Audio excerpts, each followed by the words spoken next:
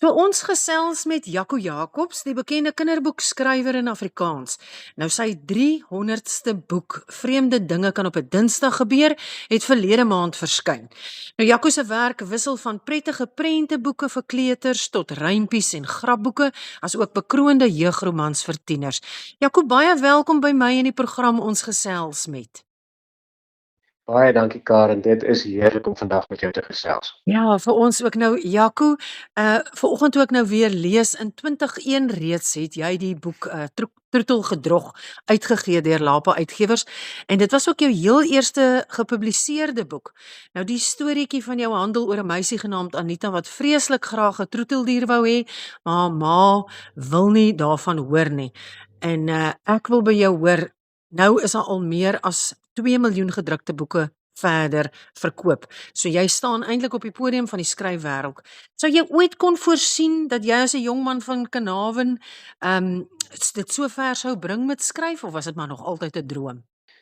Karen, ja, dis vreemd om terug te kyk oor soveel jaar en dit voel sommer soos nou die dag wat Troetelgedrog verskyn het. Maar ek moet vir jou sê, ek het van kleins af was skryf my groot droom. Jy weet, ek het regtig daarvan gedroom om 'n lewe hiervan te kan maak, om met stories te kan werk vir 'n lewe. So as 'n mens so terugkyk, dan is jy ongelooflik dankbaar dat hierdie droom van my kon waar word, en dat ek tot vandag toe nog besig kan wees hiermee. Net so. Maar jy het op hoërskool reeds kortverhale aan tydskrifte verkoop. Nou, dit was nogal vir my interessant. Is jy 'n besigheidsman in natuur, of het jy maar oor die tyd geleer om ook, jy weet, daarvan 'n besigheid te maak? Nee, ek is glad nie 'n sakeman nie. Ek het eintlik glad nie 'n kop vir besigheid nie. My pa is 'n sakeman uitgeknip. Ek dink dit was in 'n mate, jy weet, het dit uit my skryfambisie gekom. As 'n mens 'n jong mens is en jy sê vir jou ouers, ek wil 'n dokter word, of ek wil 'n onderwyser word, of ek wil 'n prokureur of 'n loodgieter of wat ook al word, dan weet hulle min of meer hoe jou lewensbaan vir jou uitgemeet is. Maar vir jou ouers te sê, ek wil 'n skrywer word, dit is 'n bietjie van 'n ander storie. So ek dink hoekom ek op skool al so gedrewe was om met stories aan tydskrifte verkoop, so baie te skryf, was bloot om in die eerste plek aan myself te kan bewys dat hier 'n loopbaan te maak is uit hierdie belangstelling, uit hierdie destydse stokperdjie van my. En dan natuurlik ook om jy weet, om aan die mense rondom my ouers en my vriende en so aan te kan bewys, hoor hier is nie net 'n lawwe droom nie, dis iets waaroor ek regtig baie ernstig is. Dis waar. Jene Jaco, en jy het ook verskillende kinderlektuur uitgegee. Van jou beste werke sluit in Suurlemoen, Zakkie Mosterd, Professor Fungus met daai wetenskapsreeks, Wurms en Tomatiesous is 'n rymboekie. Jy het stories vir laerskoollesers, en dan nou Vreemde dinge kan op 'n Dinsdag meer, wat jou 300ste boek is, wat pas in Engels en Afrikaans en in ander tale, as ek dit nie mis het nie, ook vrygestel is. Maar waar kom jou inspirasie vandaan? Inspirasie is een van daai vreemde goed wat moeilik is om te verduidelik. Jy weet, toe ek 'n kind was, het ek destyds gelees van die mitologiese muses wat jou moet besoek en so aan. Ek is baie bly dat ek nog nooit nodig gehad het om vir 'n muse te moet wag om haar opwagting te maak nie. Ja. Inspirasie is vir my so eenvoudig soos om 'n mens se brein deeltyd te oefen, om jou brein so half in te stel om te kyk vir idees, om te speel met idees. My jongste dogter het nou eendag, toe sit ons aan tafel en daar lê 'n nuwe manuskrip waarmee ek besig is, en sy blaai so daardeur en sy begin lag. Sy vra vir my, so is pappa se werk regtig om net soveel pret te hê as wat pappa kan? Sure. En dit was vir my die mooiste opsomming daarvan, dat dit is wat ek doen, en dit is waar my inspirasie vandaan kom. Jy weet, ek sal iewers rondloop en ek sal in 'n koffiewinkel of Hakal of in 'n winkelsentrum iets snaaks sien wat iemand doen, of snaakse frase raak lees in die koerant of wat ook al. En dis net die begin, dis daai vonkie waarmee mense begin speel. Ek sê altyd vir mense, ek hou sirkus in my kop. Ek vat 'n idee en ek probeer soveel pret as moontlik daarmee hê. En dis inspirasie. Jy weet, dit is glad nie so boheemse en 'n vreemde ding as wat mense dit wil maak nie. As 'n mens hard werk en ek wil amper sê jy oefen jou brein om met idees rond te speel. Dis inspirasie die maklikste ding op die aarde om te kry. Sjoe. Nou ja, ek het nou vir myself gesê, jy het Troetelgedrog in 2001 uitgegee en my arme ou man is in daai selfde jaar met my getroud, so hy het nog steeds ook sy ou dier.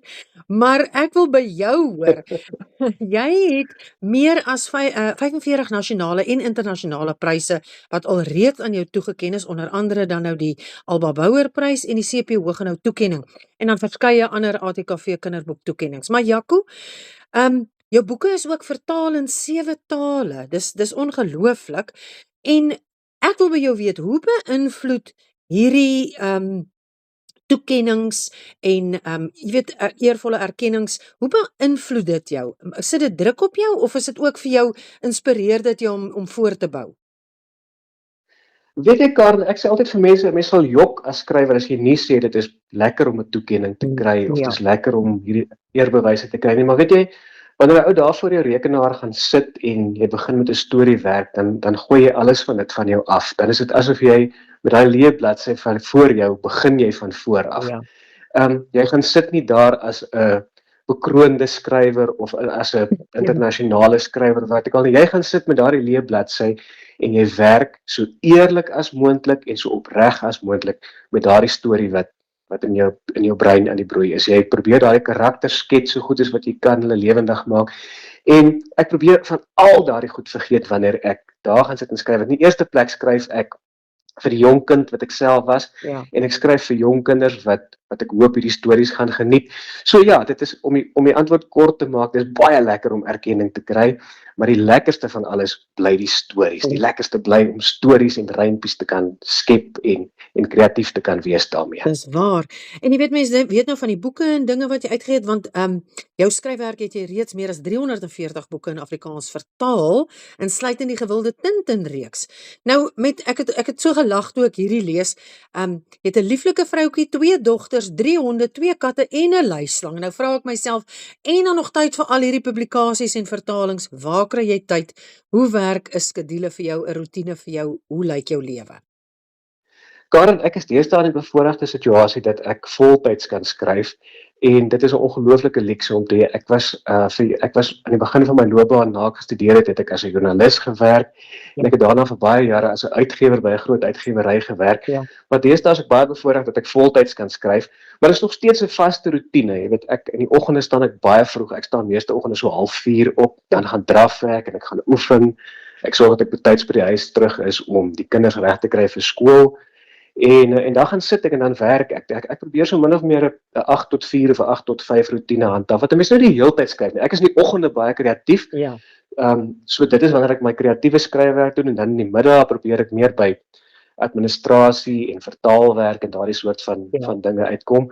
Maar ek dink die antwoord op jou vraag is hoe meer 'n mens in 'n roetine kan bly, hoe meer kry jy uitgerig. En natuurlik help dit baie dat ek hierdie luukse van het van deesdae nie 'n voltydse werk het. Ja, dis wonderlik. Ag, en dit it paid off. Dit is basically waar dit op neerkom.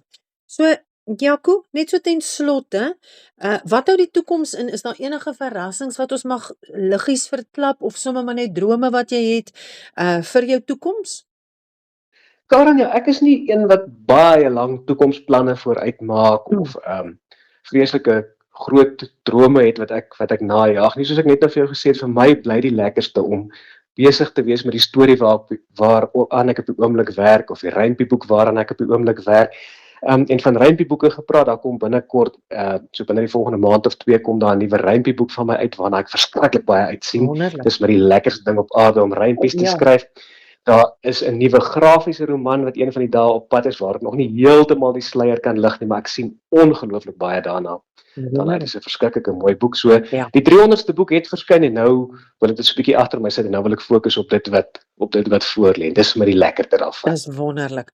Jaco, maar baie dankie vir wat jy vir ons vir Afrikaans doen en vir die kinders en die stories. Mag dit vir jou sommer net geseënd wees in jou toekoms en dankie dat jy die tyd gemaak het om met ons te gesels en ons so 'n bietjie 'n blik in jou lewe te gee. Baie dankie Karen, dit was heerlik om saam met jou te kuier. Ja, ons praat dan weer. Mooi dag verder.